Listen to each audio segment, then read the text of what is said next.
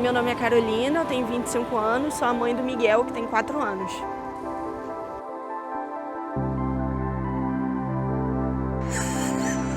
Tira foto, né? Tô filmando. Amor, aquela ali. Não foi uma coisa muito fácil de detectar, porque o Miguel não teve nenhum atraso assim que chamasse a nossa atenção, né? Ele teve todo o desenvolvimento normal, esperado, dentro da faixa etária dele. Quando ele tinha 2 anos e meio, a gente percebeu que ele ainda não falava.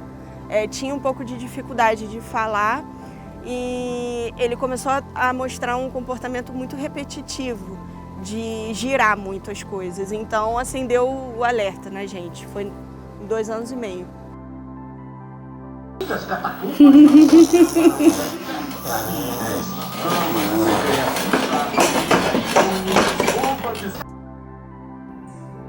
É muito comum as mães, quando descobrem, né, quando ouvem o diagnóstico, terem aquele susto, né? Tem, os psicólogos falam muito da fase do luto e tudo mais.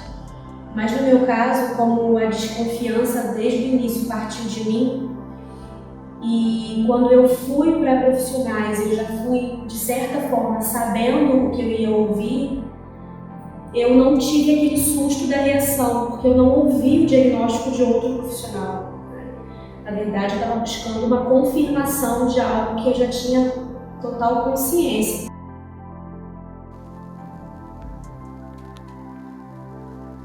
Au!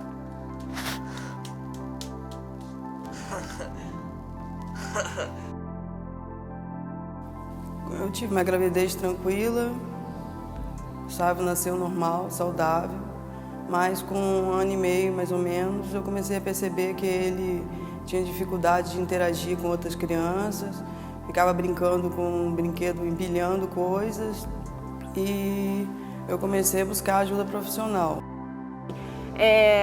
O autismo, pelo menos no caso do Miguel, não é um negócio que está sempre do mesmo jeito. Por exemplo, ele tem sensibilidade auditiva, ele tem muito medo de sirene. E isso aconteceu, um belo dia ele acordou com muito medo de sirene. Então a gente sempre lê, eu sempre leio, porque também tem a questão, ele também é um menino de 4 anos que faz pirraça, que se joga no chão no meio da rua. Então foi o que eu precisei ler foi para entender o que é pirraça e o que é algum desdobramento do autismo. A minha reação foi mais de luta, né? Assim, eu não tive aquele abatimento porque eu já estava preparada para isso. Então eu fui atrás de tratamento e principalmente de estudar, porque eu sentia, emocionalmente, eu sentia uma necessidade muito grande de entender cada detalhe que os profissionais falavam comigo. Na época eu estava concluindo pedagogia ainda. Eu só tinha experiência prática de vivência como mediadora, mas quando a psicomotricista falava, quando a fono falava e elas usavam termos que eu não conhecia, isso sim me gerava um desespero.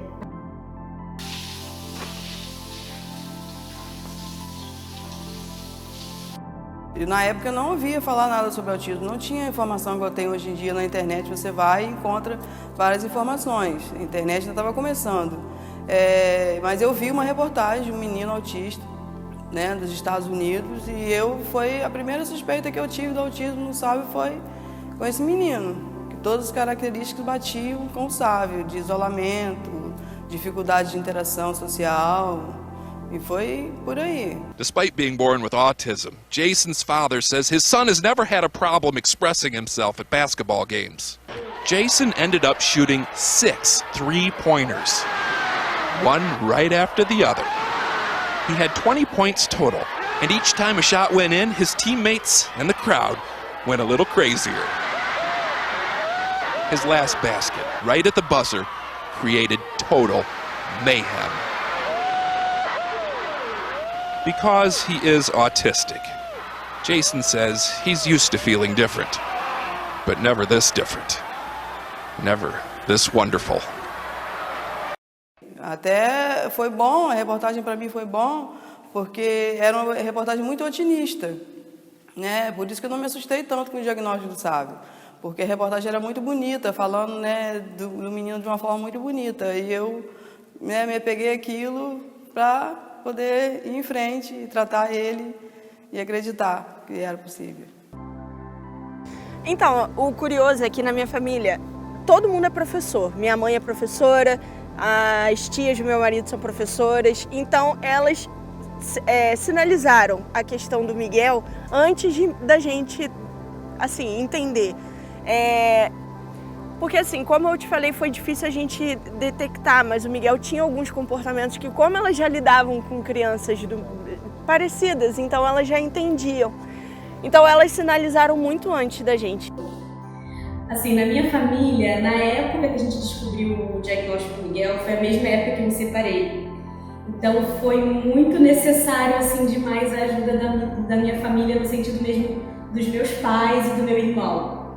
E foi muito bacana porque a gente se uniu muito nesse período, de uma forma que a gente nunca tinha se unido tanto antes, né? E os avós do Miguel, os meus pais, entraram com um suporte, assim, fantástico. A minha mãe, ela é dona de casa, ela não tinha nenhum conhecimento, assim, acerca de autismo. Foi uma coisa totalmente nova para ela, mas ela se abriu completamente, começou a assistir documentário, série, ver reportagem, ler artigo na internet, porque ela queria entender, porque ela queria fazer, porque ela queria dar continuidade às intervenções quando eu não estivesse em casa.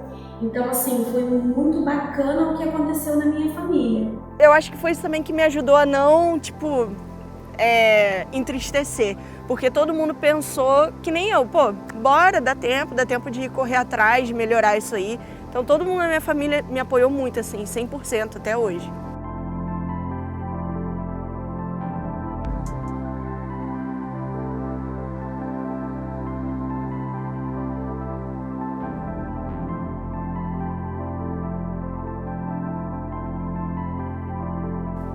Eu sempre falo que eu me sinto respeitada, graças a Deus.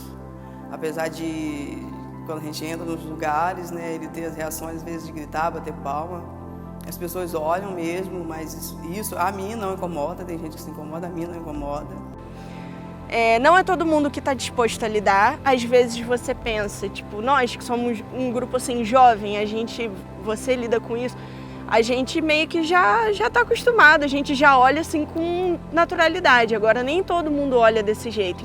A gente passou por umas situações bem difíceis, assim, de estar com ele num lugar e às vezes ele tá sujo de tinta porque ele brincava e a gente precisava sair e não dava tempo de fazer toda aquela rotina do jeito. E às vezes ele tava sujo de tinta, assim, né? Coisas que eu acho que nem são tão comuns para outra criança que não seja autista. E a pessoa olhar de cara feia. Para mim, a principal barreira é quando eu estou numa fila de supermercado e o Miguel não consegue esperar. E se eu for para uma fila preferencial, como já aconteceu, de ser condenada por isso. Às vezes o Miguel está se jogando no meu colo e querendo sair correndo e eu tenho que comprar aquilo ali e eu preciso da fila preferencial e ninguém libera para mim porque eu sou nova, meu filho aparentemente não apresenta nada. O Miguel, ele é grandinho já, né? Já tá com 5 anos e ele é alto. Então é muito comum as pessoas acharem que ele é mais velho. E ele ainda não fala. Ele faz onomatopeias, sons. E aí às vezes ele quer alguma coisa, a gente não consegue entender o que é, ele resmunga. E ele resmunga de uma maneira que não dá para entender. E aí as pessoas que não conhecem já olham de cara feia, né? Eu confesso, dói bastante, sabe? Mas eu bato de frente, eu acredito que lá na frente eu já esteja mais, acostumada a tomar porrada de gente preconceituosa. Mas eu penso que até lá eu também vou mudar a cabeça de muita gente, sabe?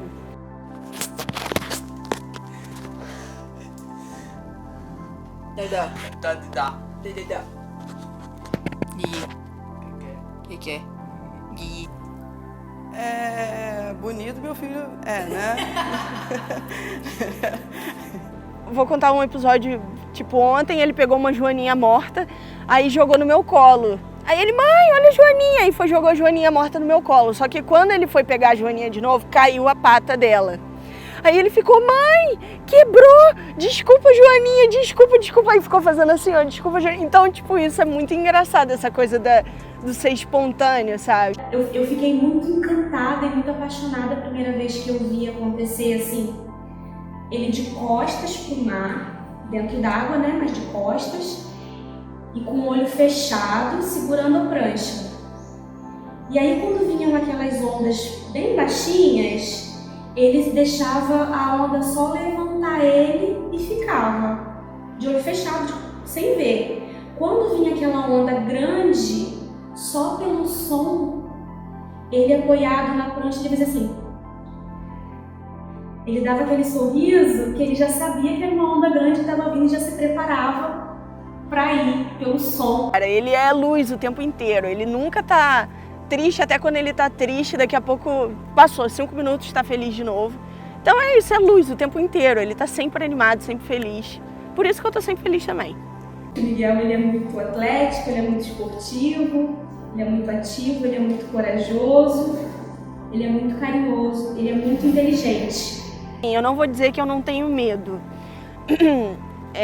de quando o Miguel já tiver que andar por conta própria ou, tipo, sair da minha asa, porque por enquanto eu sou a voz dele, eu brigo, eu falo, então eu espero muito que ele prospere, como eu sempre vejo várias histórias de pessoas que venceram na vida, que tem uma história linda, assim, que passaram por cima das limitações deles para poder serem alguém. A gente vivendo e lutando por eles para que eles sejam felizes, tenham qualidade de vida, é o que a gente busca para os nossos filhos.